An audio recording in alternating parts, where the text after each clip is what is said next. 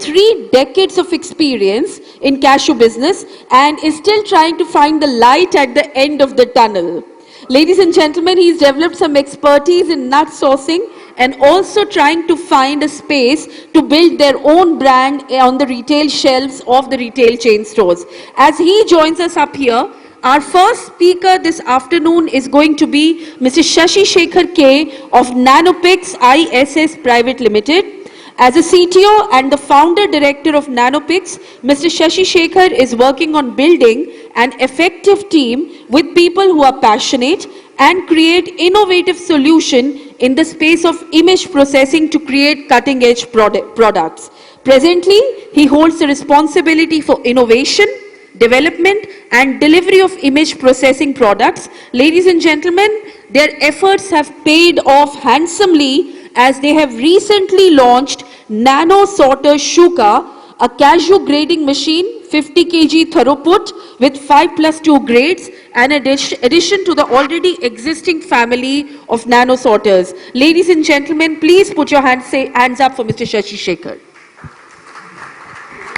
Our next speaker this afternoon is going to be Mr. Ethan Truong from CMV. He's been with cashew processing sector since 2009. Working in processing companies and technology companies before founding CMV in 2020. Within a short span of time, CMV has been able to carve out a niche for itself in providing leading-edge technology for the cashew processing sector. Let's give a warm welcome to Mr. Ethan Truong on the stage. Our next speaker is Mr. Satyanarayanan Raju from Meyer. He has been a channel partner for Meyer for the last 4 years. Prior to this, for 6 years, he was with the Olam operational team, and he's had cumulatively with over a decade of experience in cashew operations under his belt. He obviously has earned his seat up here. Let's make some noise for Mr. Satyanarayanan Raju as he takes his place up here on the stage.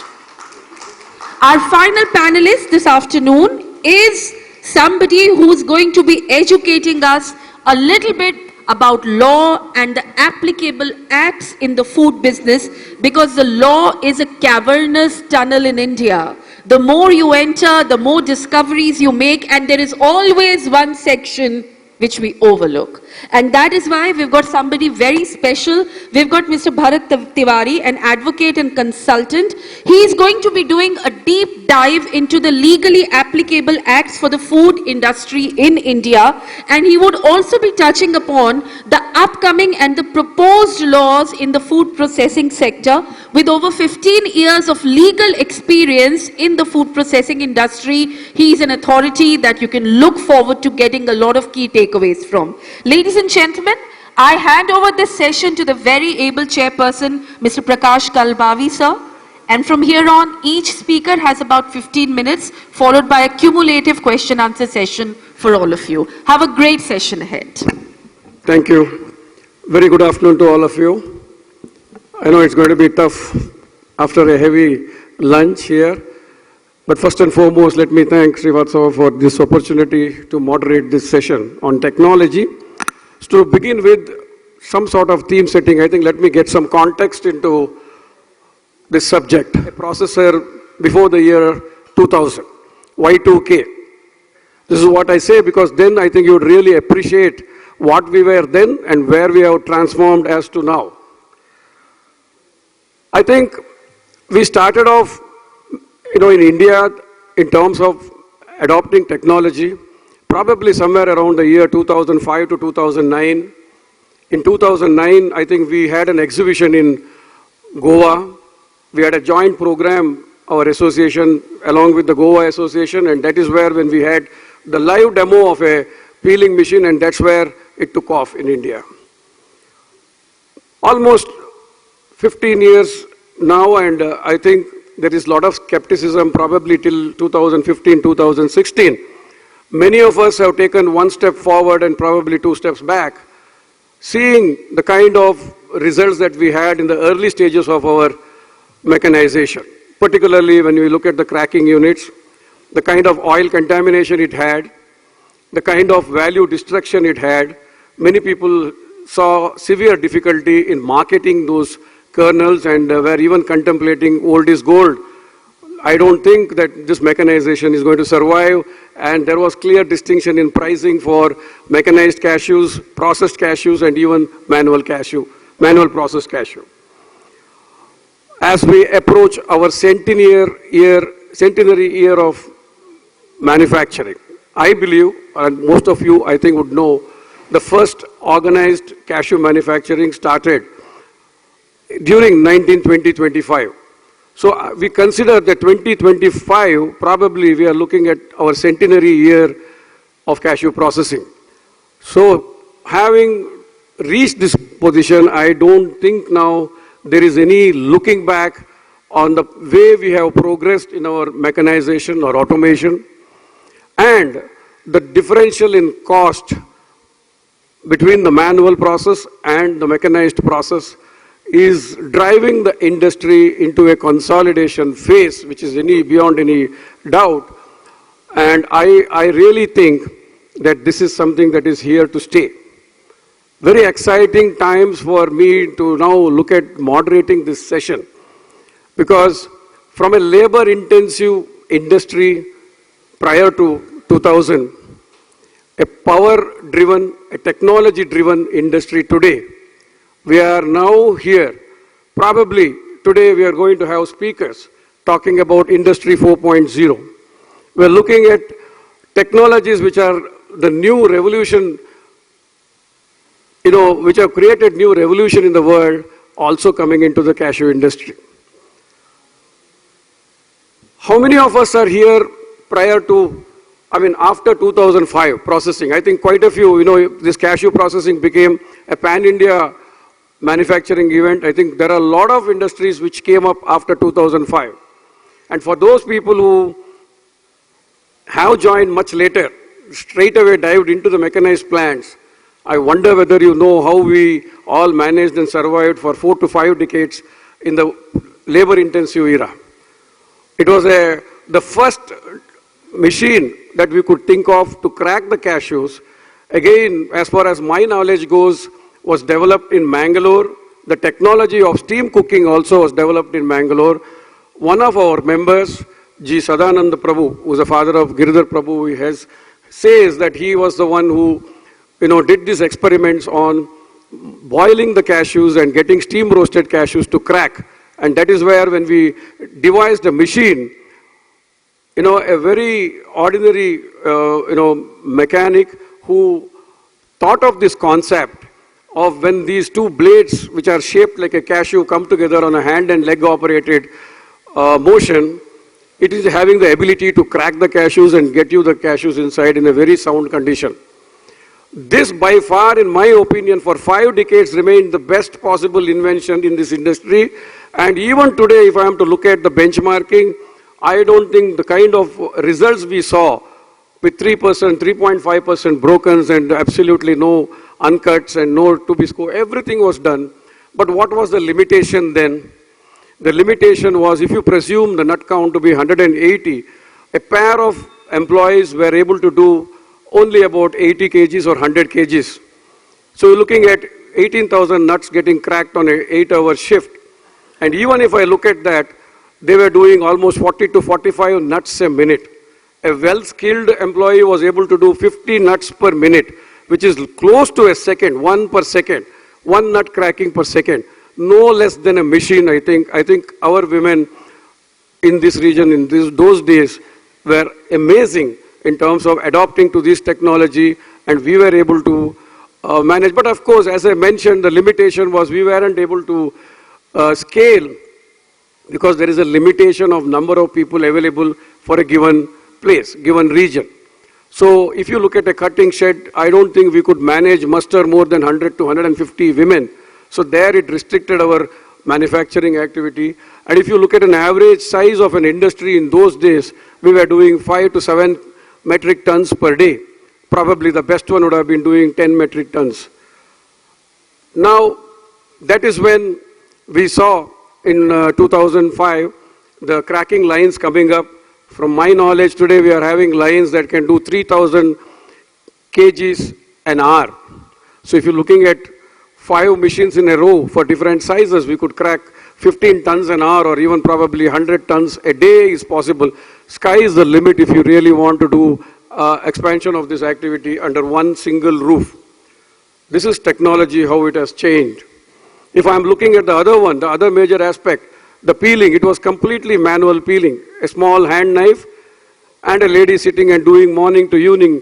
You know, it's such a monotonous job, but we did that for 50 years, almost close to 40, 50 years. We were doing the same process. And there again, the limitation was she couldn't do more than 10 kgs a day. So how would you survive? So there came the pneumatic invention using pneumatic, the peeling that happened, which are now doing 400 kgs an hour. And I heard recently one, we are doing even 800 kgs an hour.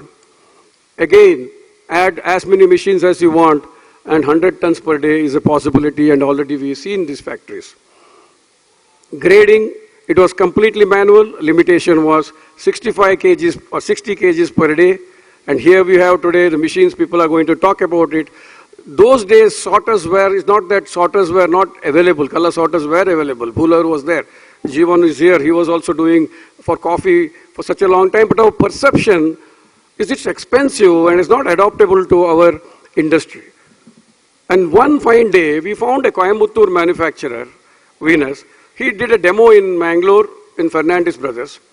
On that day, we saw that, you know, it makes life so simple. Even if I look at my one baby bits to, you know, grade, we could manage so much out of it. Believe me, next day, by next afternoon, we had given 17 machine order to this particular person. Because it was made affordable. It was made within the reach of the industry, and that is where the mechanization of grading started. And now there is no looking back. We have here people having done grading on size, on color, on whatever way we want, and probably we are going to hear something more today. So I think there are quite a few machinery manufacturers here. We have already seen the exhibition there, and I request all of you to give a good round of applause to all these machinery manufacturers who have done a wonderful job, who have been part and parcel of our growth story, and if not for them, I wonder whether we could have really progressed to where we are today. We heard in the morning session how Rahul said that, you know, we processed almost how much? 2 million tons last year. We imported 13 to 14 lakh tons, and we had our own production of 6, so we processed almost 2 million tons. Would we have ever been able to do this had it not been for the mechanization? Now you want to blame it or not, I do not know. But the fact here is, this is one thing that has helped us scale. This is one thing now that has all fallen in place. And here we are today talking about machines to be done in the era Industry 4.0. First, I'm sure all of you know the industrial revolutions where Industry 1.0 brought in steam engines, the locomotive engines, the cars. The Industry 2.0 brought in electricity as an alternate to steam, where we saw mass production. The Industry 3 was a digital one with computers, internet, and everything. And here we are on Industry 4, which is on big data, ML, machine learning, artificial intelligence, IoT, and whatnot. So it is here to stay. And we have today a very, very distinguished panel here who are going to present to you what changes or the technological changes are not just happening, but we are going to see them in the coming years. And each one of them will give us their outlook on the particular type. We have selected 1 or 2 for the color sorting and 1 for the cracking line. And of course, Mr. Bharat Tiwari is going to talk about the FSSA and legal metrology. That technology used to be only cover technology for all of us. I don't know, all of you understand what is cover technology? I'm sure you know. Whatever problems we had in legal metrology and FSSA, we used to put something in the cover and that used to be given. But here we have Mr. Bharat Tiwari also today, who is going to give you AI, actual intelligence that is required for you, not just the cover technology. So he is also going to be speaking on technology only, on the food safety and the legal aspects. So I would now close my opening remarks, hoping that the context is in place for the discussions that we are going to see. I now first call upon the Sasisekar, who is an IITian, and we know he is the only one who can really talk well on the artificial intelligence from this perspective. So what's new in grading? What's new in color sorting? What are we up to? Let's all hear from Sasisekar.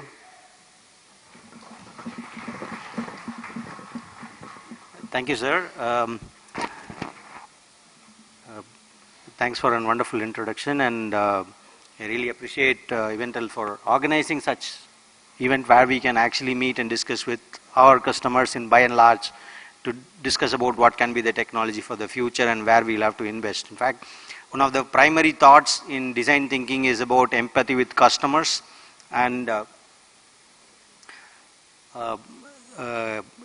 this event does provide that such a platform, and I'm happy to share some of my thoughts on artificial intelligence for Cashew, what's happening, what is evolving, and what is also nanoPix's contribution in this artificial segment space. Sorry sir, I'm going to disappoint you. I'm not going to talk much about our grading machine and artificial intelligence for grading. I think that we had already done, so just a quick introduction to the product that we sell. We make grading machines for Cashew industry, a grading machine that can grade all the 167 grades of the past being programmed into it. It has 7 outputs and can actually handle any origin at a very efficient pace in terms of distinguishing size, color, shape and surface characteristics. We have installations, 1,300 installations plus installations in 10 plus countries of this machine, and we have pan-India, Africa, Vietnam service. The machine is designed for low brokens. Primarily in those days when we were operating trying to design this machine, we understood that the brokens were the major cost for industries providing resistance to mechanization. So we had designed this machine to have very less percentage of brokens, less than like 1%, and highest value grading extraction. That was our focus, and that's how we had done. On an average, it saves about 5 lakhs a month for a 10-ton factory, and that's how we have actually become a very relevant machine in the industry, with more or less, in our calculation, 50% of the factories should be having our machine. Okay, and this all is possible with a backup of about 40 patents we have operating in 80 countries. So that's a quick introduction about what product we have in the grading, and this uses machine learning for its grading purpose. All we learned only from the industry that we have actually made the machine learning. That's it. Okay, so we'll have to be thankful to the industry for us for supporting us to make such a product viable. So looking forward, what are all the things that is happening in artificial intelligence and what is the relevance to Cashew industry? That's what I wanted to speak. Thank you for your 1 minute listening about what we are. So AI technology has evolved into multiple segments. AI used to be one department in universities in the West in the past, but now AI have multiple departments within the university today. Okay, so application for AI in various segments have already evolved, domain wise as well as technology wise. I've just collected a small subset of technology and the segment that will be applicable for our conversation for today. So there are 4 segments or 4 spaces where artificial intelligence is relevant to Cashew industry at the utmost. 70-80% of our job will be covered in this. The first one is the IoT, the data collectors, the automatic engines, the small engines, the Industry 4.0 pluggable devices that can collect information from wherever they are and then put it into the internet, the cloud. I will also talk about machine intelligence. This is any machine that expected to have artificial intelligence is expected to behave in certain way. Okay, how it is actually relevant to Cashew industry. I've separated out vision intelligence primarily because I come from that subsegment. Mission tech intelligence belong to mission intelligence. Okay, and data intelligence is one unique, the big data evolution that has come. All these technologies in artificial intelligence were all very nice in novels. You would have read a lot of, we would have even seen this movie, Robo and all, sounded very nice. But what had actually happened in recent times, in 2017, 5 years back, we did a presentation on what is the futuristic look on artificial intelligence for cashew industry. But a lot of things were only just wish list. Today we think we are already late. Okay, so the acceleration has happened because enough amount of computation has become very, very cheaply available. There are server farms and server farms running in Siberia which can actually support as much computation as 1 million people. Okay, so that's the kind of computation power that has already become available, and they are actually available very cheap, at cheap price, like 5,000 rupees a month. So that actually is enabling a lot of artificial intelligence technology percolation across. Okay, and this is what is happening in the technology space. But then what is it actually in Cashew segment that we will be interested in, where artificial intelligence can be leveraged? So first thing, there is highest interest in terms of growing and yield. Am I growing sufficiently, rightly, in the right place? And then am I getting the yield I'm supposed to get? Am I protecting my crop to get the maximum yield in the right appropriate time? That is one place where AI is playing already a partial play in that. And then in processing, absolutely there is a lot to be done so that we can actually minimize our losses. Going forward, the mechanization is going to scale to an extent where the margins are going to be purely based on how optimal and how optimized the process is based on origin. That's the second segment that artificial intelligence might need attention in. And the third is in terms of quality versus pricing or the market. So what is the quality and what is the price, and is it actually going to converge to some 4 or 5 very cornered points? So these are the segments I'd like to cover. So as I spoke, IoT data collectors collect information from various machines and then they pump it to the cloud. There are many devices in this segment. Every company that makes devices like Broadcom, Intel, Motorola, everybody has made pluggable devices that can actually work in IoT segment. Okay, and what nanoPix has contributed in this segment is, way back we actually introduced NanoSorter online health assessment. That is, in your mobile phone you can actually see what's the current health of the nanosorter running in your factory. So that's the enablement we have done. We've recently rolled out a beta trial as well. Okay, it should be reaching all the customers shortly. And we've also created a collaborative research platform that is actually an open-ended research platform for AI. We also have a secure database for AI, for Cashew specifically, focusing based on, very specifically focusing on Cashew. In terms of machine intelligence, there is enough to talk about it. We have seen enough number of robots. They are called humanoids. We don't have to have robots in the shape of human beings.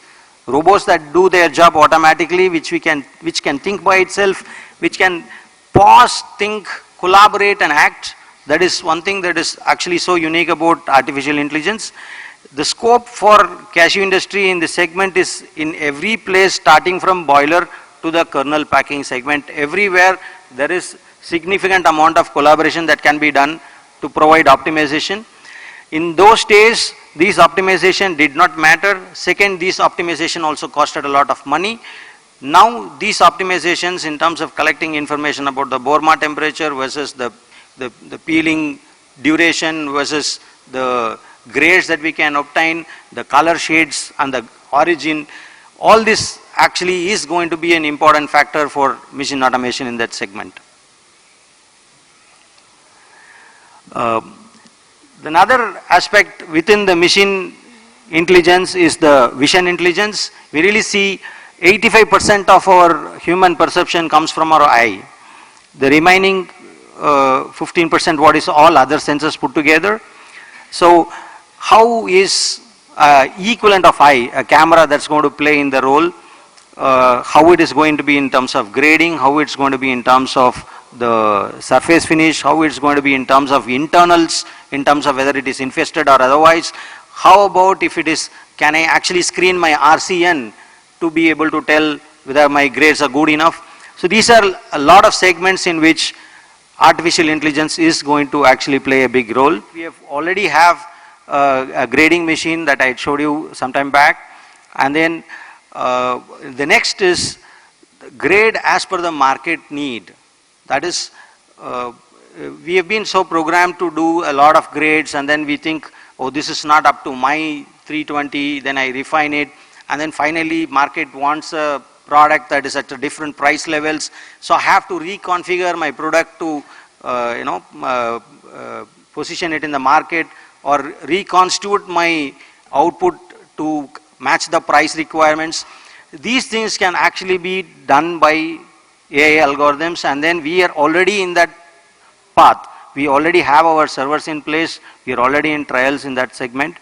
And another segment where we have also worked on is predicting RCN kernel yield, and how we can actually process, how we can improve the quality right before we have started even the cooking.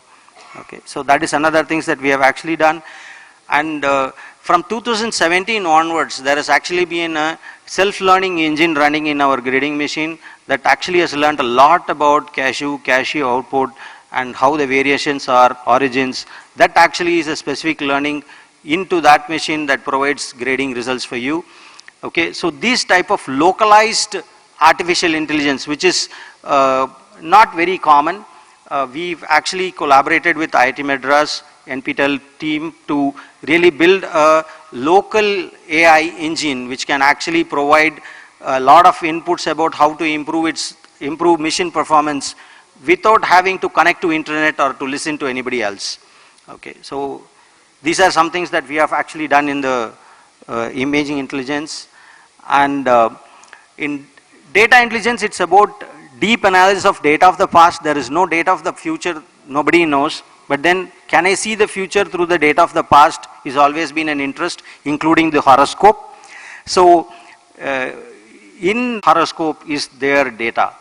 So this data is being analyzed. The computation engines have sufficient power to really do all correlation, and actually can tell potential industry impact because of the rain happening during Borma time can be so many percentage of value loss. Okay, so that's the kind of analysis it can actually evolve into.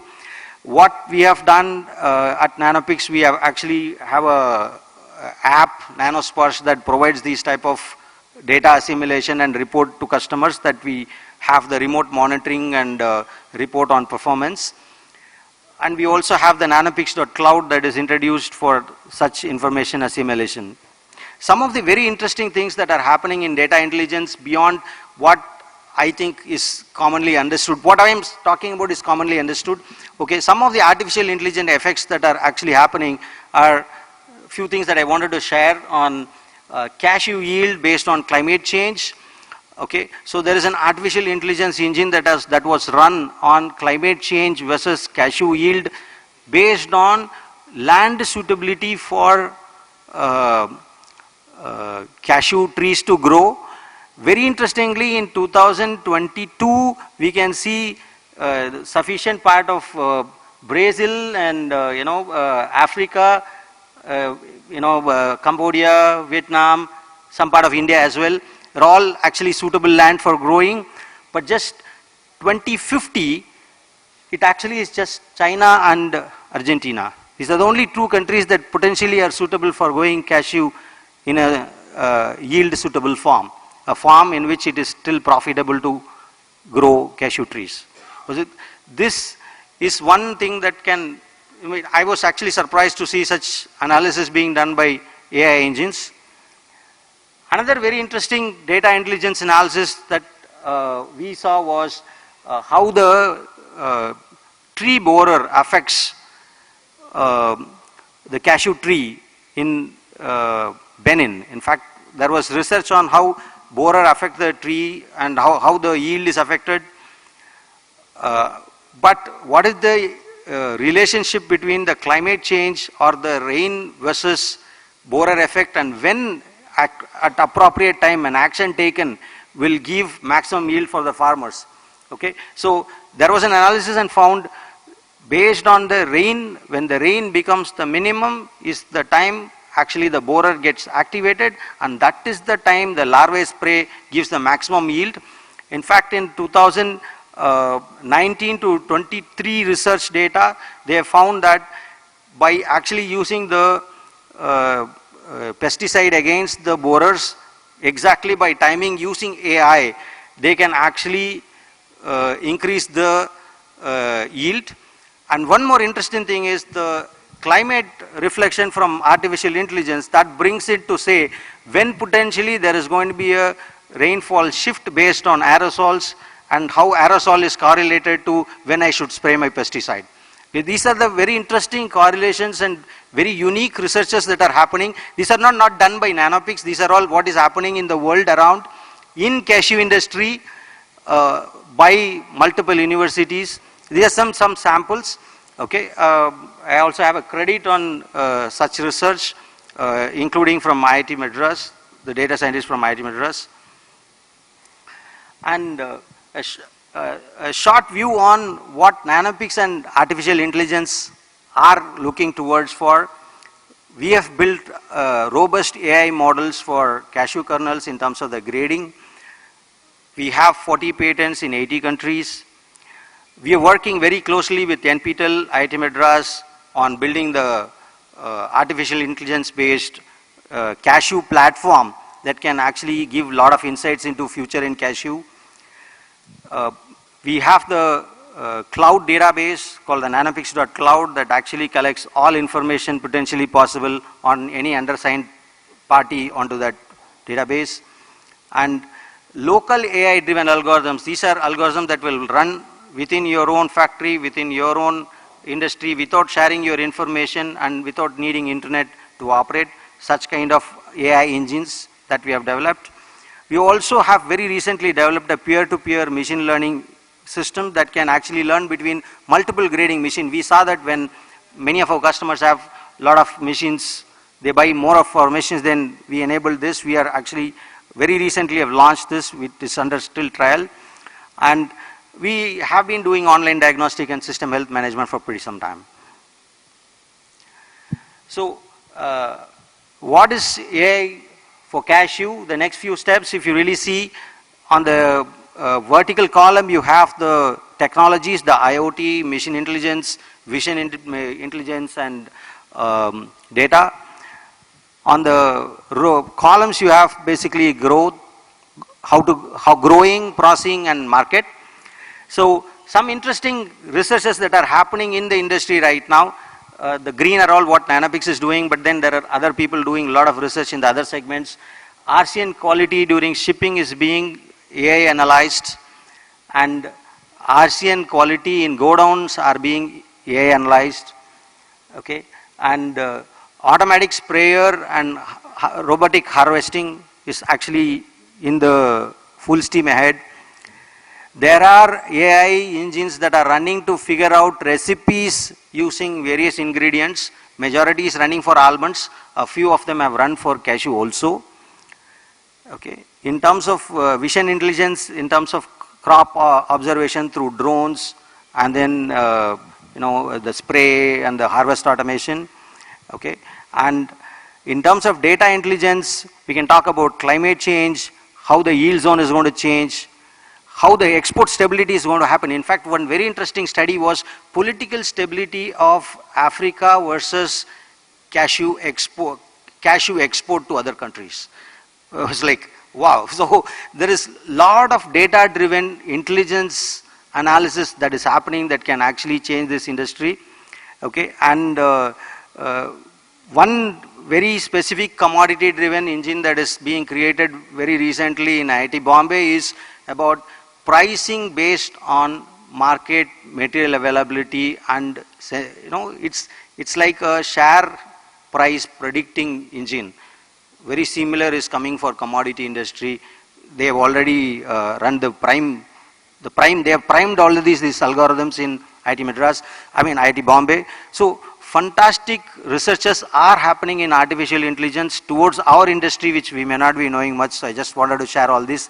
Thank you for your patience and your attention. Thank you. Thank you. Great input. How it is going to touch in every aspect of our manufacturing, right from the growing also. I think we'll have more of this interaction post the presentations. We are running out of time. I am getting the signals from the Eventel that we have to keep our sessions very crisp.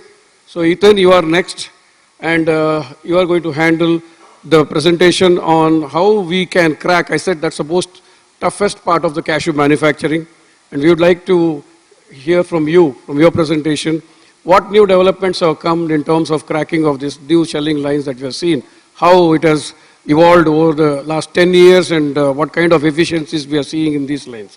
Over to you. You make a presentation there or here? Hi everyone, good afternoon.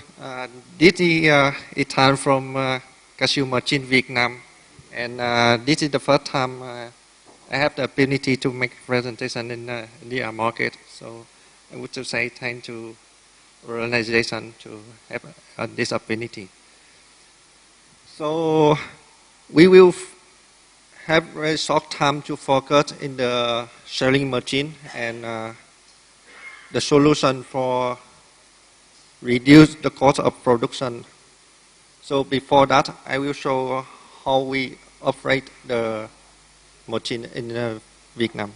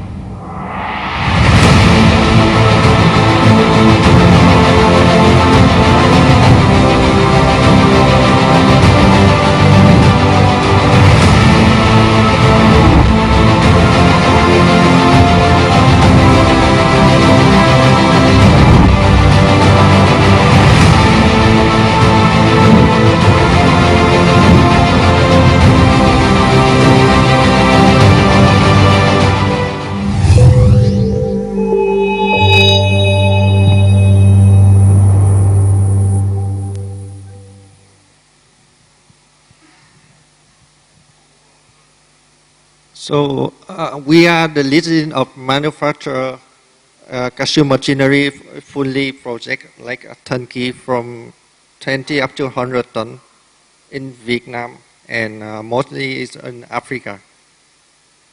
So as our experiencing 10 years ago, and I'm working with Cashew since 2009, so until now we can say around 14 years, but I focused in processing machinery from 2014.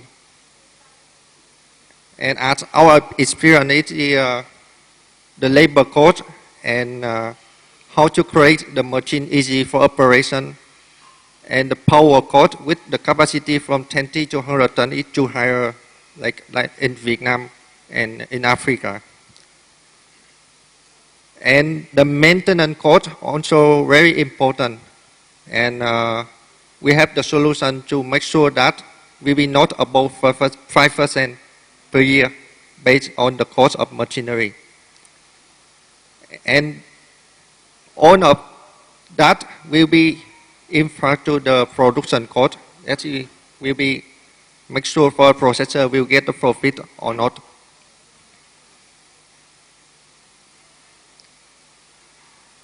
So with new development at all of you have just seen on the video, we import a lot of CNC milling machine from US, from Japan, and from China to create to make the spare part and how we are assembly. For example, before the spare parts we can use around 2,000 or 3,000 hours. We need to change. But right now we improve the material, the technology to use up to 8,000 to 10,000 to change one time. For example, mostly work in Cashew selling site is change the plate and the separator. So in the plate we have add the system for the tuner before cutting. And the separator we use the new technology to run up to 6 months, at least 6 months to change one time. So we reduce a lot of work for maintenance sites. So we make sure we will have not any fault in the adjust the plate or the separator to get the high efficiency. And we have totally 4 workshops in Vietnam with 200 technicians with high skill to manufacture and assembly and delivery that technology to our client. And we also have the vision to design the machine and to use the spare part up to 5 years at least for the future. Because that is the big investment cost, so we cannot use in 2 or 3 years and we change the new machine or change to new supplier.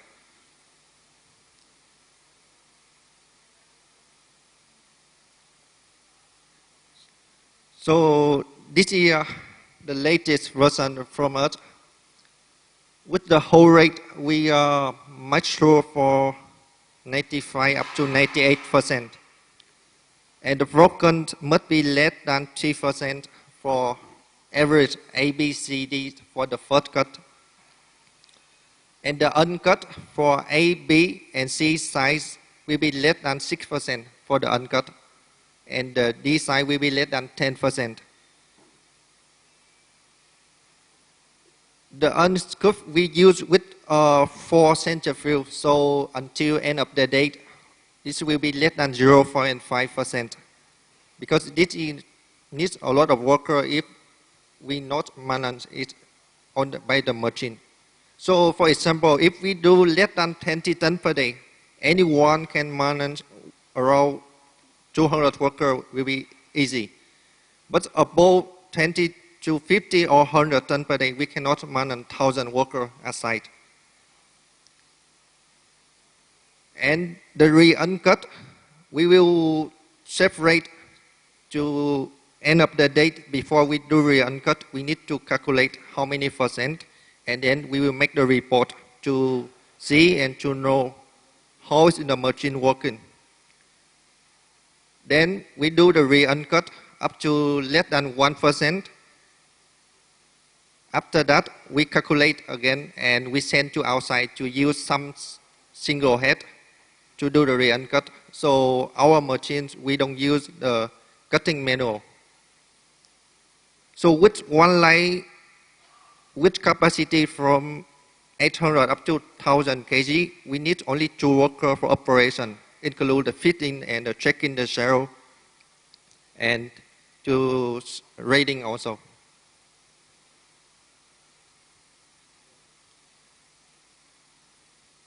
So for example, our ability in 2020, the turnover, we get around 10 million.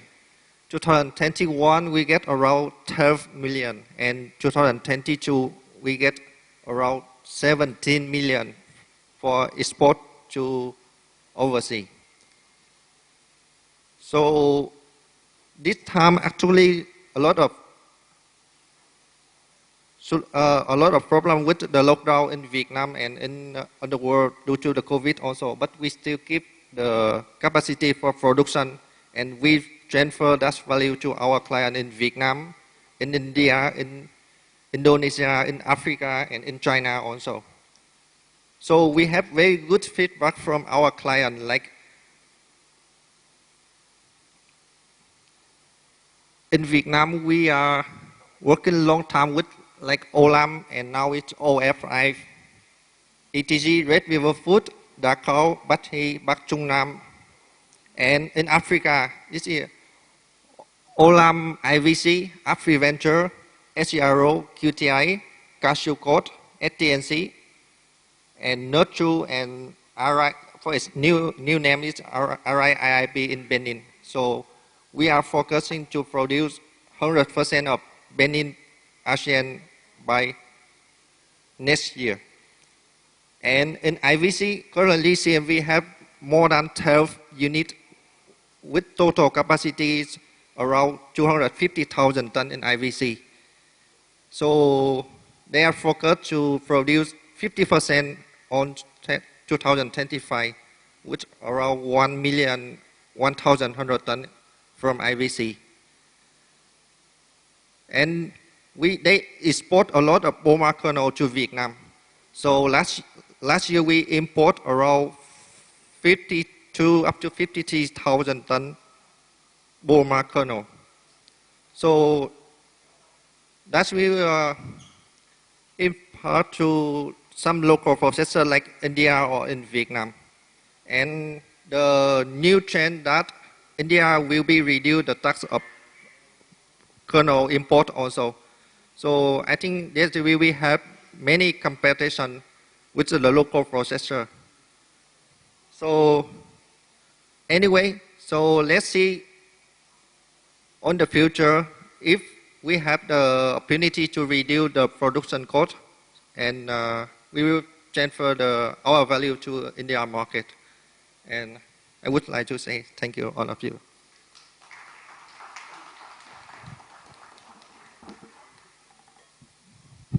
Thank you, Ethan, for that insights into the new cutting machine. So all of you heard that from where we were, some 10% to 15% broken, they are able to bring it down now to 1% to 3% is what they say. So the issue on contamination is almost taken care with the new models that have been developed in the cracking line. And the video that he showed on his manufacturing ability is something that we all must have noticed. The kind of the environment that has been created for creating these machines. I always used to say, three competing countries, the major countries involved in the cashew are Africa, India, and Vietnam. One has the strength of being the largest producer, which is Africa. Vietnam has the strength of being the largest manufacturer, and India has the strength of being the largest consumer. And why they are the largest manufacturer is because of the huge commitments that they have shown towards building these machines, which are extremely successful in the factories. So we will hear more from it in the interaction. Next, we have on the presentation one more presentation on how the new technology on artificial intelligence and color sorting, in color sorting, is making life easy for a manufacturer. And Satyanarayanan Raju is an authorized channel partner for Meyer, so he's going to make a presentation. So one of the big issue in most of our industry in operating this sophisticated color sorter is ability of the operator. He has to really understand how this operator has to see what kind of input it is, and then accordingly set the parameters to ensure accept and reject conditions which are acceptable to us. So here artificial intelligence is coming in a big way, and Raju is going to tell us through what technology that is going to be made easy for you. Over to you, Raju.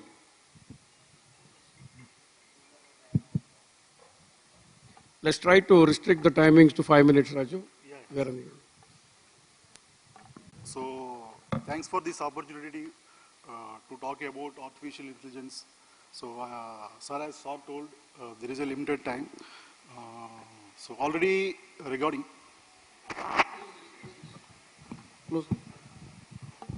Session sir already explained about artificial intelligence, how it is going to change the future cashew processing. I just take small time to explain about artificial intelligence, how it is working in the present machinery system, and how artificial intelligence with deep learning system can benefit the cashew industry in upcoming days. So with the current, already some brand company machines incorporate artificial intelligence in the color sorters. Already, which we are, our Meyer color sorter already equipped with the artificial intelligence. It works on single layer system.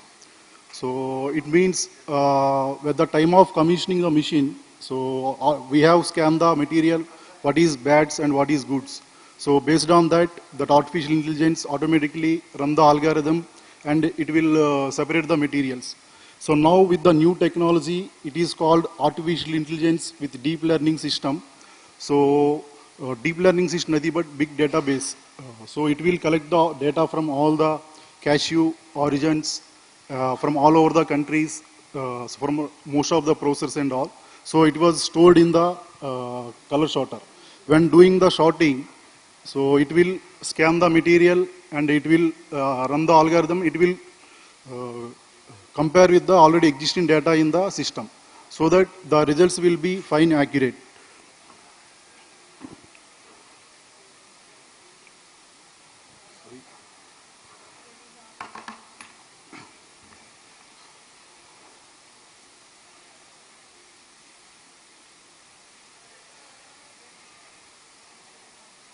So AI, now with artificial intelligence, deep learning attempts to mimic the human brain, enabling system to cluster data and making predictions. So now by human eye, it is easy to identify the grading and sorting needs. By using big data and artificial intelligence, so the machine can also work like a human brain and it will deliver whatever the output we need. So as per request of Mr. Prakash sir, so Meyer also incorporated chatbot system in the artificial intelligence, so that it will minimize the dependency of the operator of the machine running. So it will help the industry. We hope it will help the industry a lot in the coming days. Thank you all. Thank you for this opportunity. Thank you, Raju.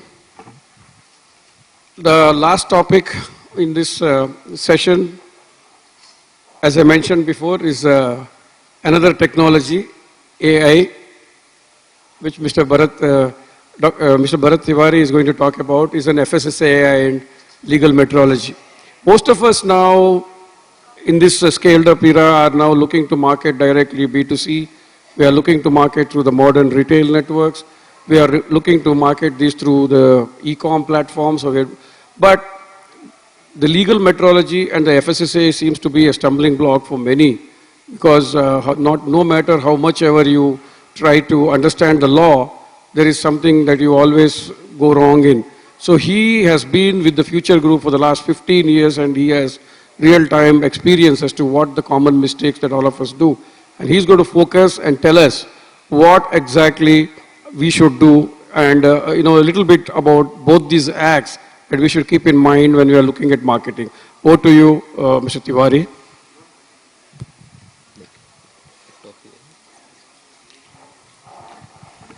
नमस्कार, मैं आप सभी से इसलिए हिंदी में बात कर रहा हूँ कि हमारे को टॉपिक और समय ऐसा दिया गया है कि अभी सभी खाना खाने के बाद में हम लोग चुस्ती में नहीं है, फुर्ती में नहीं है। हमारा कि इंडस्ट्रियाँ सारी है, बिजनेस हम लोग सब करते हैं और करने से पहले हम कई जो बेसिक चीज़ें होती है कानून से संबंधित, उस चीज़ों की कमी के कारण हमारे ऊपर केसेस बन जाते हैं। मैं पानी की बोतल और एक टॉफ़ी को इसलिए मैंने उठाया कि आपको लगता है कि ये टॉफ़ी है, लेकिन इस टॉफ़ी के ऊपर ही मल्टीपल एक्ट्स एप्लीकेबल हैं। मैं इसलिए आपको चीज़ को समझाने की कोशिश करूंगा ताकि आपको ये नहीं लगे कि ये फूड से है, लेकिन ये फूड आइटम है, लेकिन इस फूड आइटम पे मल्टीपल एक्ट एप्लीकेबल हो जाते हैं, जैसे FSSI, legal metrology, trademark, copyright, patent, IPC, advertisement standard council का कंज्यूमर एक्ट, जीएसटी, ये मल्टीपल एक्ट एक प्रोडक्ट के ऊपर एप्लीकेबल है। और ये चीजें कहीं ना कहीं कुछ न कुछ छोटी सी कमी की वजह से डिपार्टमेंट की तरफ से, कोर्ट की तरफ से हम लोग परेशान होते हैं। मैं आप लोगों को बिल्कुल कम समय के अंदर ये समझाने की कोशिश करूंगा कि हम कितनी दूर कर सकते हैं अपनी कमियों को। सबसे पहले जगह, अगर ये फूड आइटम है तो हमारे लिए स्पेशल एक्ट एफएसएसआई जो सुपरसीड कर रहा है, और लीगल मेट्रोलॉजी, क्योंकि इसके अंदर हम वेट डिफाइन कर रहे हैं। तो ये एफएसएसआई किसके ऊपर एप्लीकेबल है और किन किन को लाइसेंस की रिक्वायरमेंट रहती है। एफएसएसआई जनरली फार्मर और कंज्यूमर को एग्जाम कर रखा है, बाकी रेस्ट जो भी फार्मर से ट्रांसपोर्टर भी गाड़ी लेके जा रहा है उसके ऊपर भी ये एफएसएसआई का एक्ट एप्लीकेबल होता है। सर का पॉइंट था कि हम लाइसेंस की कंडीशन क्या होती है, तो लाइसेंस की कंडीशन फर्स्ट है कि अगर कोई फार्मर से व्हीकल्स या बैलगाड़ी, व्हीकल्स, ट्रक या कुछ भी XYZ लेके जा रहा है, उसको ट्रांसपोर्ट का लाइसेंस लेना होगा।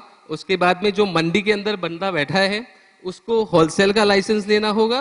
देन जो ट्रेडिंग कर रहा है ट्रेडिंग का लेना पड़ेगा। मैन्युफैक्चर है तो मैन्युफैक्चर डिपेंड करता है कि 3 कैटेगरियां एफएसएसआई में डिफाइन कर रखी है। स्टेट, जो कि हम 0 से 12 लाख स्टेट की कैटेगरी है, 12 लाख से 20 करोड़ रिटेल के अंदर, होलसेल में 30 करोड़। अगर आप मैन्युफैक्चर हैं, अब मैन्युफैक्चर को कैसे हम डिफाइन करें, क्योंकि कुछ आइटम्स ऐसे होते हैं जिसको हम मार्केट से लेके आते हैं और लाने के बाद में अपने ब्रांड में पैक कर देते हैं, लेकिन कानून में कहीं ना कहीं कमियां हैं। उसकी वजह से हम शायद कोर्ट में भी खेलते हैं उस कमियों से, जो कि कानून के अंदर कमियां छोड़ी है। मैन्युफैक्चर और मैन्युफैक्चरर एफएसएसआई के अंदर जेड सेक्शन 3 के ZC और ZD में डिफाइन करा है। उन्होंने अपना डेफिनेशन अलग दी है। लीगल मेट्रोलॉजी कुछ अलग डिफाइन करता है, ट्रेडमार्क कुछ अलग डिफाइन करता है कि ब्रांड क्या होता है। जैसे आपको मैं एग्जांपल दे रहा हूँ, ये बिस्लरी है, बिस्लरी का नाम लिखा हुआ है, तो ये बिस्लरी हम कोई और आदमी या कोई इंडस्ट्री बिस्लरी प्रोडक्ट को वापस नहीं बना सकती। क्यों नहीं बना सकती? क्योंकि उसने ट्रेडमार्क ले रखा है, इस चीज को कॉपीराइट करवा रखा है, इसने पेटेंट करवा रखा है। तो 3 एक्ट हमारे इसमें कवर हो जाते हैं। उसके बाद ये एक फूड आइटम है तो ये एफएसएसआई का लाइसेंस भी लेगा। अगर इसमें वेट डिफाइन है तो लीगल मेट्रोलॉजी का भी लाइसेंस को लेने की रिक्वायरमेंट पड़ेगी। अगर इसमें किसी भी प्रकार का कोई एडल्ट्रेशन आ जाता है, चाहे इसमें एक इंसेक्ट है या किसी भी तरह का है, तो उसके वायलेशन अलग अलग हैं, जो एफएसएसआई के अंदर सेक्शन 50 से लगाकर 55 में डिफाइन कर रखे हैं। और जो जनरल इंडस्ट्री हम स्टे करती है, या कह सकते हैं कि हमारी कंपनियों की तरफ से जो कमियां रहती है कि हम लेबल तो बना देते हैं, लेबल के ऊपर क्या क्या इंफॉर्मेशन किस तरह से होनी चाहिए उसकी हमको शायद ये कह सकते हैं कि हम दूसरी इंडस्ट्रियों को देखकर कॉपी पेस्ट कर देते हैं या क्या करते हैं। मैं उस चीज़ के लिए आपको नहीं इस चीज़ में कहूँगा, क्योंकि मैंने कई अपने इस चीज़ों में केसेस देखे हैं और मल्टीपल कंपनियों के हमने डील किए हैं। तो प्रोडक्ट के ऊपर लिखा होता है जंबो, लार्ज, हमें कोर्ट में प्रीमियम, नेचुरल, फ्रेश, प्योर, ये वर्ड हम लोग अधिकांश यूज करते हैं। तो as per act claims guideline clear है कि आप किस वर्ड को यूज करेंगे और किसको नहीं कर सकते। हम सिर्फ उसको कॉपी पेस्ट कर देते हैं कि उसने लिखा है, उसने किस ढंग से लिखा है वो उसकी जानकारी हमें नहीं है कि वो क्यों लिख रहा है और उसने अप्रूवल किस गवर्नमेंट से ले रखा है। तो हमारे को सबसे पहले इस चीज की जानकारी होनी चाहिए कि लेबल पे क्या चीज हम लिख रहे हैं और प्रोडक्ट क्या है। जैसे कि हमने एक एग्जांपल है कि पानी बेच रहे हैं और मैं इसके ऊपर लिख देता हूँ शरबत, क्या ये शरबत है? क्योंकि हमने अब इसको मिसलीड कर दिया। इसको हम इसको ये कह रहा हूँ गंगा का पानी, लेकिन ये पानी गंगा का है या नहीं है ये कोर्ट में प्रूफ करना भारी काम हो जाता है हम लोगों के लिए। तो सबसे ज्यादा आ जाता है वो मिसलीड वाला आ जाता है, जिसको मिस ब्रांडेड के केस के अंदर कवर किया जाता है। फ्रेश, प्योर, ट्रेडिशनल, ऑथेंटिक, ये वर्ड्स गवर्नमेंट की तरफ से एक्ट में बैन करे हुए हैं कि भैया आप इसको किस ढंग से यूज करें। मैंने आते ही आपको 10 एक्ट के नाम इसलिए गिनाए, ये जरूरी था कि हर एक्ट एक दूसरे से जुड़ा हुआ है।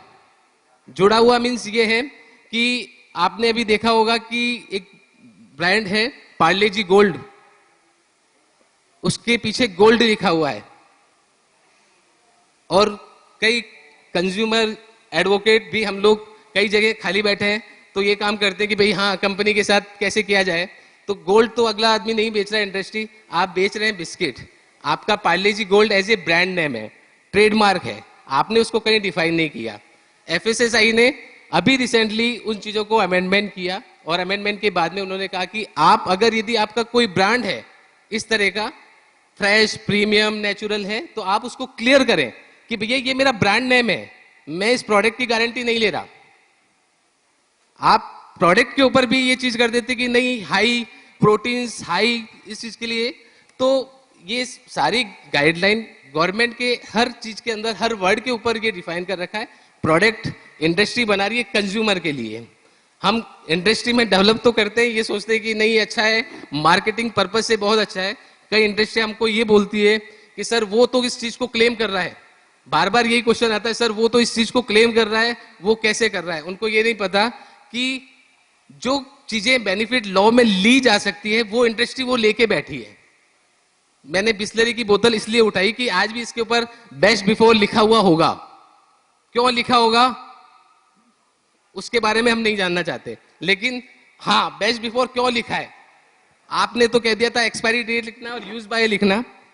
एक्सपायरी डेट 1 जुलाई 2022 से एप्लीकेबल हो गया। आप मल्टीपल केसेस हमारे सामने इस चीज के लिए आने लगे, लेकिन जिस इंडस्ट्रियों ने एफएसएसआई से परमिशन ले रखी है कि भैया हमारे को पुरानी पैकिंग मटेरियल की परमिशन दी जाए, हम इंडस्ट्री इतनी जल्दी इसको डंप नहीं कर सकते, तो गवर्नमेंट ने उस चीज की परमिशन उनको दे रखी है। इस वजह से वो बेस्ट बिफोर आज भी लिख रहे हैं। लेकिन आप देखेंगे तो इस चीज के लीगल मेट्रोलॉजी, एफएसएसआई दोनों इस चीज के ऊपर मल्टीपल केस फाइल करते हैं।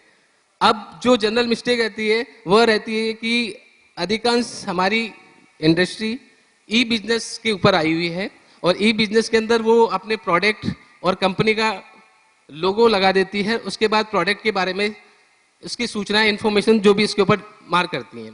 देन आपने उस प्रोडक्ट के ऊपर ये लिख दिया कैश्यू 200 ग्राम, और 200 ग्राम को भी आपने मेंशन किया 200 GM। आपने अपना कानून खुद ने बना लिया। आपको ये नहीं पता कि ये अलाउड नहीं है। 200 भी बीच में सिंगल स्पेस देकर G ये लॉ में है, और वो भी G स्मॉल लेटर में, कैपिटल देती है लेकिन GM नहीं देती है। हमने GM डिफाइन कर दिया। हर चीज के पैरामीटर्स लॉ में डिफाइन करे हुए हैं कि आप केजी को किलोग्राम को केजी लिखेंगे, किलोग्राम आप पूरा लिख देते हैं, कैपिटल लेटर में लिख देते हैं, तो लीगल मेट्रोलॉजी के हिसाब से वायलेशन आ जाता है। एफएसएसआई और लीगल मेट्रोलॉजी जो एक्ट है वो मेनली 4 चीजों पे डिपेंड करता है: net weight, MRP, date of packaging, expiry date और कंज्यूमर केयर। ये 5 चीजों पे करता है।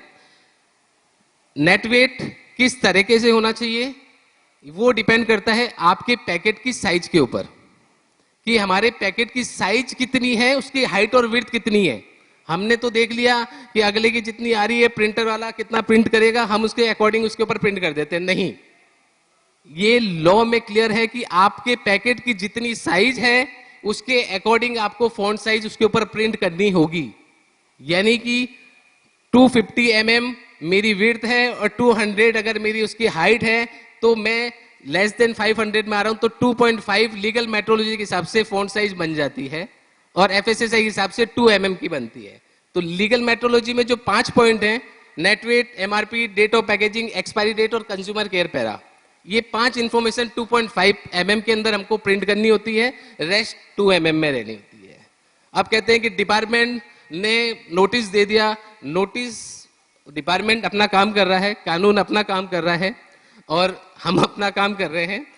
फर्क इतना है कि हमारे को इस चीज की जानकारी होनी चाहिए कि प्रोडक्ट के बारे में हम अगर यदि कर रहे हैं, या आप लोगों के भी पैसे लग रहे हैं, या हम लोग आपसे एज ए एडवोकेट के रूप में आपसे फीस ले रहे हैं, जहां गलत पैसा लगता है, हम लोग भी कोर्ट में कई जगह, आज वैसे कोर्ट के सामने जज साहब के सामने हमें सिंगल जज ही मिलते हैं, लेकिन आज आप सब हमारे सामने जज बैठे हैं, लेकिन कई चीजें ऐसी है कि जज को भी हमको समझाना इतना हो जाता है, क्योंकि अब जो केसेस बन रहे हैं वो आ रहे मिस ब्रांडेड एंड सब स्टैंडर्ड के। मिस ब्रांडेड, मैंने आपको चीज बताई कि मिस ब्रांडेड वो चीजें हैं जो हम किसी भी प्रकार की कोई गलत इंफॉर्मेशन लेबल पे प्रिंट कर देते हैं जो मैंडेटरी नहीं है। मैंडेटरी मींस क्या क्या मैंडेटरी है एफएसएसआई के हिसाब से? एफएसएसआई के हिसाब से होता है फर्स्ट कि आर्टिकल नेम क्या है, आप बेच क्या रहे हो प्रोडक्ट को। आपका प्रोडक्ट अभी मार्केट में मैंने ये देखा कि कुछ ऐसे आइटम्स हैं जैसे कैश्यू तड़का, कैश्यू पेरी पेरी, कैश्यू अलग अलग फ्लेवर्स में सीजनिंग के अंदर। अब वो इंस्पेक्टर का अपना सू मोटो है कि वो इस वर्ड को किस तरह से अपने दिमाग में लेता है और लैब के अंदर आपके केस को किस तरह से उसको पास या फेल करेगा। वो हो सकता है उस प्रोडक्ट को मिस ब्रांडेड में इसको डाल दे, क्योंकि आपका वर्ड है cashew peri peri. Peri peri क्या है? ये सीजनिंग है, आपने सीजनिंग यूज की है। सीजनिंग वर्ड आगे से आपने किसी से परचेज किया, आपको ऐसी सीजनिंग दिया, आपने भी उसके एज इट इज वर्ड इस्तेमाल कर लिया कैश्यू पेरी पेरी। ये वर्ड एक गवर्नमेंट को ये डिफाइन करना भारी पड़ जाता है कि ये पेरी पेरी शब्द क्या दिया है आपने, तो आप ये बता दीजिए पेरी पेरी क्या है। ये पेरी पेरी हम जो आर्टिकल नेम बना रहे हैं वो डिफाइन नहीं कर सकते। मेरे पास जो ऐसे कई केसेस आए जिसपे हमने वर्ड आया कि राजस्थान का प्रसिद्ध अचार पिकल्स, ट्रेडिशनल फूड जो अपन इसको कह सकते हैं, तो कहीं पे भी किसी ने गवर्नमेंट ने आपको स्टैंप लगा के नहीं दिया कि ये राजस्थान के अंदर है। राजस्थान से मैं बिलोंग करता हूं और राजस्थान के अंदर सबसे चीज जो फेमस है दाल बाटी है, वो बनती आटे से ही है। लेकिन आटे से हमारे राजस्थान के अंदर या ऑल इंडिया के अंदर हम 100 आइटम बना सकते हैं जिसके स्टैंडर्ड गवर्नमेंट के पास में नहीं है और हो भी नहीं सकते, क्योंकि हम इतने सारे प्रोडक्ट को बना सकते हैं एक फूड प्रोडक्ट से कि हर चीजों का स्टैंडर्ड गवर्नमेंट लेके नहीं आ सकती है। तो उसको गवर्नमेंट ने प्रोप्राइटरी फूड के अंदर कवर कर रखा है। तो आप जो ऐसे प्रोडक्ट बनाते हैं तो आपके लिए कैटेगरी लाइसेंस के अंदर खुलती है प्रोप्राइटरी फूड। और कुछ जो रूरल बेल्ट हैं या स्टेट के अंदर हैं जहां पे इंस्पेक्टर को भी इस चीज की जानकारी नहीं होती है, वो लाइसेंस प्रोप्राइटरी फूड के भी इशू कर देता है स्टेट अथॉरिटी, जबकि उसके पास में जुरिस्डिक्शन ही नहीं है लाइसेंस इशू करने की। लेकिन हम करवाना है तो आप खुद मेरे से ज्यादा समझदार है, करवाना है मीन्स करवाना है, कैसे भी करवाना है वो करवा देते हैं, है ना। लेकिन ये है कि उसको राइट्स ही नहीं है लीगली। इंपोर्ट जो सेंट्रल अथॉरिटी है उसके लिए हमें सेंट्रल लाइसेंस का जो सबसे बड़ा आता है, कंसल्टेंट हमारे इस एफएसएसआई में इतने सारे हो गए कि वो सब्जेक्ट को और इस चीजों के अंदर इंडस्ट्री को गुमराह करते हैं। जैसे वो कहते हैं सेंट्रल लाइसेंस, सेंट्रल लाइसेंस आपने ले रखा है तो आपको किसी और लोकेशन पे लाइसेंस लेने की रिक्वायरमेंट नहीं है। मैं सबसे पहले लाइसेंस पे ही चल रहा हूं आपके लिए, लाइसेंस लेने की रिक्वायरमेंट नहीं है। सेंट्रल लाइसेंस क्या है? वो कैटेगरी पे डिपेंड करता है। अगर आप 2 स्टेट से ज्यादा बिजनेस कर रहे हैं, बिजनेस मतलब ये नहीं है कि मेरी इंडस्ट्री राजस्थान में है और मैं अपना राजस्थान से ही उसको सप्लाई दिल्ली कर रहा हूं, हरियाणा कर रहा हूं, मैं 2 स्टेट में काम नहीं कर रहा। 2 स्टेट मीन्स ये है कि एक कंपनी मेरी राजस्थान में है, एक कंपनी मेरी दिल्ली में है और तीसरी मेरी हरियाणा में है। तो जो मैंने 3 स्टेट कवर किए हैं, मुझे मेरी कंपनी को एक सेंट्रल लाइसेंस लेना पड़ेगा मेरे प्रीमाइसेस के ऊपर, और जितने भी लाइसेंस हैं वो मेरे को उसमें कवर करने होते हैं। फर्स्ट कंडीशन सेंट्रल लाइसेंस की आती है। सेकंड कंडीशन आती है कि मेरा अगर मैन्युफैक्चरिंग यूनिट है और टर्नओवर 30 करोड़ से ज्यादा है तो मैं सेंट्रल के अंदर आऊंगा। ये सारे लाइसेंस ईच यूनिट डिपेंड करते हैं। ये नहीं है कि आपने एक जगह सेंट्रल लाइसेंस ले लिया तो दूसरी जगह लेने की जरूरत नहीं पड़ेगी, आपको सब जगह लेना पड़ेगा, क्योंकि सैंपल जब इंस्पेक्टर उठाता है तो उसका प्रोसेस एक है, ये लॉ में डिफाइन है कि अगर वो किसी ठेले वाले से सैंपल उठा रहा है तो उस ठेले वाले का जब फॉर्म 5 बनाता है तो उस ठेले का नाम लिखता है कि रामलाल चाट भंडार। आप कभी भी देखिएगा, हम कहते हैं यार हमने तो रामलाल को माल ही नहीं दिया, कोई मतलब नहीं है आपने रामलाल को दिया या नहीं दिया, लेकिन सैंपल जहां से उठा कॉज ऑफ एक्शन वहां से क्रिएट हो गया। ये सेम उसी तरह से लॉ है कि हम गाड़ी लेके जा रहे हैं, रहने वाले दिल्ली के हैं, हरियाणा में एक्सीडेंट हो गया तो केस हरियाणा में ही फाइल होगा। आप कहेंगे नहीं साहब मैंने तो दिल्ली में आरसी ली थी, मुझे आरसी दिल्ली में करें, नहीं। ज्यूरिसडिक्शन और कॉज ऑफ एक्शन कहां क्रिएट होता है, कानून उसी के अनुसार चलता है। तो पहला जिस सैंपल जिस यूनिट से उसने उठाया है उस यूनिट को वो फर्स्ट पार्टी बनाता है, वहां से वो साइकिल जोड़ता जोड़ता मैन्युफैक्चर के पास में जाता है। मैन्युफैक्चर कौन है, मैन्युफैक्चर किसे बनाया गया है, ये लॉ में अलग अलग तरीके से सबने अपने अपने तरह से डिफाइन किया है। मैन्युफैक्चर की डेफिनेशन एक प्रोसेस पार्ट लीगल मेट्रोलॉजी ये कहता है कि अगर होलसेल बैग है यानी 50 किलो का बैग है, उसको हमने छोटी छोटी इकाई यानी कि 500 ग्राम 1 किलो में कन्वर्ट कर दिया तो आपने प्रोसेस कर दिया। अब प्रोसेस जब कर दिया तो वो पार्ट मैन्युफैक्चर का बन जाता है। आपने लूज में लिया और उसको रिटेल काउंटर या रिटेल पैक में आपने कन्वर्ट कर दिया तो आप मैन्युफैक्चर बन गए। लेकिन एफएसएसआई उस चीज को अलग डिफाइन करता है, जीएसटी आपका अलग डिफाइन करता है। जीएसटी उसको कहता है नहीं ये ट्रेडिंग है। ये मैं आपको इसलिए कह रहा हूं क्योंकि ये मेरा अपना एक्सपीरियंस है, इंडस्ट्रियों के साथ में है कि कितने डिपार्टमेंट आते हैं और कितने डिपार्टमेंट आके हम लोगों के ऊपर नोटिस केसेस फाइल करते हैं। और इस नीचों को हम लोगों से बचने के लिए सर ने, प्रकाश ने बोला तो मैंने कहा बिल्कुल सर, मैं जरूर आप लोगों को इस चीज के लिए मेरे से जो सहयोग होगा मैं दूंगा आपको। तो मल्टीपल्स एक्ट और मल्टीपल्स कानून हमारे इस प्रोडक्ट पे एप्लीकेबल हो जाते हैं और आदमी या इंडस्ट्री कहाँ का किन चीजों पे ध्यान दे। तो एफएसएसआई के अंदर हमारे को सिर्फ जो मेजर और माइनर चीजें हैं कि लीगल मेट्रोलॉजी से बचना है तो हमें 5 चीजों के ऊपर काम करना है, net weight, MRP, date of packing, expiry date और कंज्यूमर केयर। अगर ये 5 इंफॉर्मेशन आपकी ओके है, फॉन्ट साइज ओके है, या आपने उसके रूल 8 के अंदर नेट वेट के अंदर उन्होंने कहा है कि जितनी फॉन्ट साइज है उतना लेफ्ट एंड राइट में ट्वाइस यानी डबल स्पेस होना चाहिए एंड टॉप एंड बॉटम में स्पेस होना चाहिए। आज तक का मेरा जो 15 साल का एक्सपीरियंस है, लीगल मेट्रोलॉजी के एक्ट के अकॉर्डिंग विभाग या डिपार्टमेंट के द्वारा मल्टीपल केसेस इसी चीज के बनते हैं क्योंकि हमारा जेनरिक पाउच होता है। हम ये डिसाइड नहीं कर पाते कि आज मैं इसमें 200 ग्राम पैक करूंगा या 150 ग्राम पैक करूंगा। मार्केट के ऊपर है, कमोडिटी के ऊपर है, आज बढ़ गई तो मुझे रेट के हिसाब से उसको वेट को कम करना होता है ना। जब हम वेट को कम कर रहे हैं तो आपको ये चीज ध्यान में रखनी है कि जब मैं नेट वेट प्रिंट कर रहा हूं तो फर्स्ट उसकी फॉन्ट साइज मुझे लेबल के पैकेट की साइज के अनुसार लेनी है। यानी कि 2.5 है तो मुझे 2.5 की ये फॉन्ट साइज इसको प्रिंट करनी है। 5 mm लेफ्ट और 5 mm राइट दोनों साइड में हमें स्पेस मेंटेन करना है और टॉप एंड बॉटम 2.5 mm का स्पेस मेंटेन करना है। अगर आपने इस चीज को फॉलो कर दिया तो लीगल मेट्रोलॉजी वाला आपके ऊपर केस नहीं बना सकता।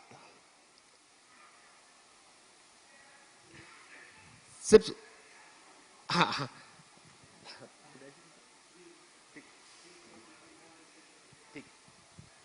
अगर आपको कोई इस चीज में क्वेरी है या क्वेश्चन है तो आप डिस्कस कर सकते हैं प्लीज। Thank you.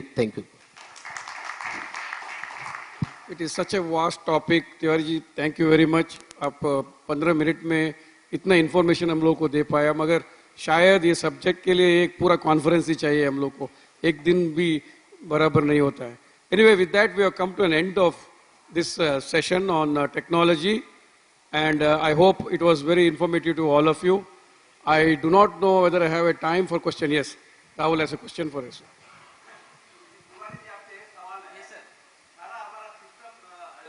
बहुत लोग क्या करते हैं कि 250 ग्राम का जो पैकिंग करते हैं वो 250 ग्रॉस करते हैं। Is it allowed under the metrology law कि 250 ग्रॉस? Sir gross weight as per packaging and display regulation and packaging commodity नहीं लिख सकते आप। ग्रॉस वेट नहीं होता है, नेट वेट ही होता है। अब इसका जो सेकंड आपने जो चीज कही है उसके कानून में ही कई ऐसे लूप पॉइंट हैं जिसके साथ हम खेलते हैं सर। जो पॉइंट है कि ग्रॉस वेट और नेट वेट, क्योंकि उसमें कुछ क्लॉज ऐसे हैं जो एग्जम्पशन करते हैं, यानी परमिसेबल एरर की टेबल डिफाइन कर रखी है एक्ट के अंदर, तो आप उसके अकॉर्डिंग फॉलो कर सकते हैं। लेकिन अगर आप मेरे से लीगली कहेंगे तो मैं आपको इस चीज के लिए मैं नहीं कहूंगा कि आपको नेट वेट ही देना है किसी प्रोडक्ट का। अगर आप 250 ग्राम में दे रहे हैं तो 250 ग्राम की कमोडिटी होनी चाहिए, excluding packing material. Thank you sir. That becomes a misdeclaration. Huh? Address, yeah, I will share with you, Satish Bhai. So, yes, it is very much required to have consultants all over the country, yes. So, thank you very much. If there is no other question, I think we will close this session. Thank you very much for being a wonderful audience. Sure. Well, thank you so much, Mr. Kalbavi, Prakash Rao, for beautifully handling the session. I know they were very interesting presentations और मैं chairperson sir से बिल्कुल सहमत हूँ। हमारा जो final topic Bharat Tiwari sir ने उठाया है उसके लिए निश्चय ही शायद एक संपूर्ण दिन की मास्टर क्लास की आवश्यकता है, तो मुझे लगता है इवेंटल उसके बारे में गौर करेंगे। Having said that, may I request sir to present a memento to each of our speakers, starting with the first speaker for this panel was Mr. Sasisekar K. Let's present a memento to him.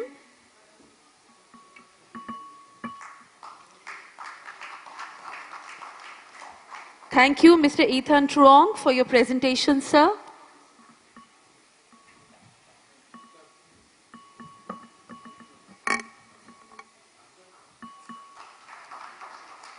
Mr. Satyanarayanan Raju, sir, thank you for your time on the podium. You pretty much had the quickest presentation of the entire day. And finally, a big thank you to Mr. Bharat Tiwari, sir. Sir तालियों की ध्वनि तालियों के बारे में भी बता दीजिए, इसमें कुछ लीगल इश्यू तो नहीं है, आवाज इससे ज्यादा की जा सकती है। चलिए, and with this I would now like to request somebody very special to present a memento to our chairperson. May I invite Mr. Viral Desai from the audience to present a memento to our chairperson.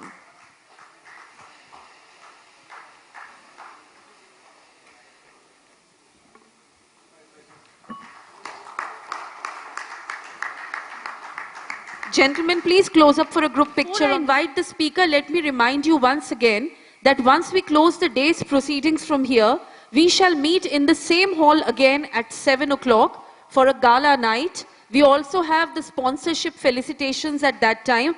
And of course, we've got a lovely, talented live band in attendance to rock you for the rest of the evening. So if you enjoyed yesterday, which was your welcome dinner cocktails, I promise you yesterday was just a teaser. Tonight is the big night. So please stay with us as we dive a little later into a time of fun, frolic networking and singing and dancing together.